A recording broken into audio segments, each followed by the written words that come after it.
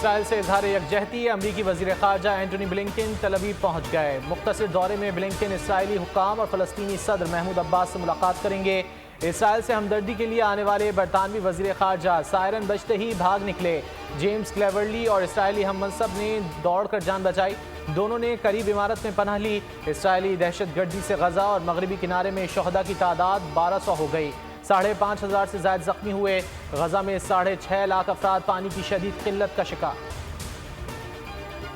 Hamas کا operation طوفان Al-Aqsa, 1300 اسرائیلی ہلاک، 2000 کے زخمی ہونے کی تصدیق ہو گئی۔ مرنے والوں میں 188 اسرائیلی فوجی بھی شامل۔ حملوں میں 22 امریکی، 17 برطانوی شہری بھی ہلاک ہوئے۔ اسرائیل کی سڑکوں پر سناٹا، مسلح دستوں کا گشت جاری۔ جڑانوالہ میں بین الاقوامی میڈیا کا گرجا گھروں کا دورہ، گرجا گھروں کی تعمیر نو کا جائزہ لیا۔ تعمیر نو اقلیتوں کے حقوق، آزادی کی عکاسی کرتی ہے۔ حکومت اقلیتوں کو تمام حقوق اور سہولیات مہیا کرنے کے لیے پرعزم۔ عالمی میڈیا کا جڑانوالہ کا دورہ امن و امان کی بہترین صورتحال کا ثبوت ہے۔ نگراں وزرائے اعلیٰ سرکاری افسران کے بیرون ملک دورے، نگراں وزیر اعظم غیر ضروری دوروں پر برہم، صرف انتہائی ناگزیر غیر ملکی دورے کرنے کی ہدایت۔ کہا ہر دورے کے غراض و مقاصد سے آگاہ کیا جائے۔ کابینہ ذرائع کے مطابق بعض وزراء اور سیکرٹریز بیجا غیر ملکی دورے کر رہے ہیں۔ وفاقی وزارتوں اور پاک سیکریٹریٹ میں کام متاثر ہو رہا ہے۔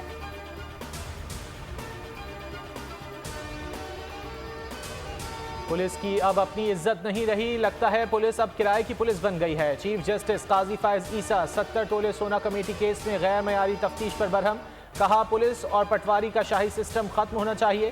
ریاست کرپشن اسمگلنگ میں معاونت کرتی ہے۔ کیس میں گرفتار ملزم کی ضمانت منظور، 2 لاکھ کے مچلکے جمع کرانے کا حکم۔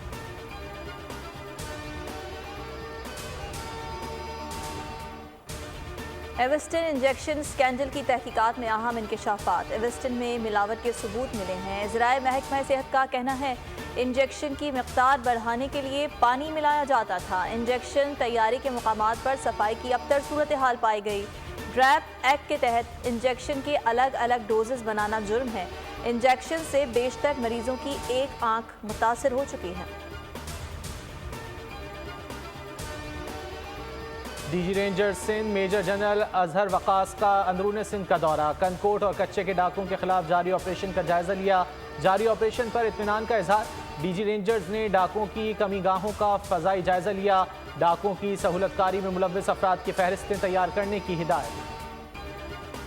سندھ میں ملیریا بے قابو، کیسز 4 لاکھ سے زائد ہو گئے۔ 24 گھنٹے میں 3,564 مریضوں کا اضافہ۔ حیدرآباد ڈویژن سب سے زیادہ متاثر، 1,477 کیسز رپورٹ۔ لاڑکانہ ڈویژن میں 985 مریض، میر پور خاص میں 767، سکھر میں 219 مریض سامنے آئے۔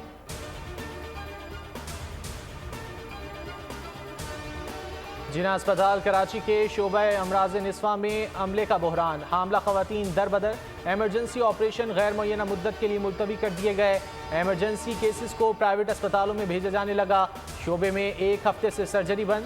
کورونا کے دوران بڑی تعداد میں سٹاف کو فارغ کر دیا گیا تھا۔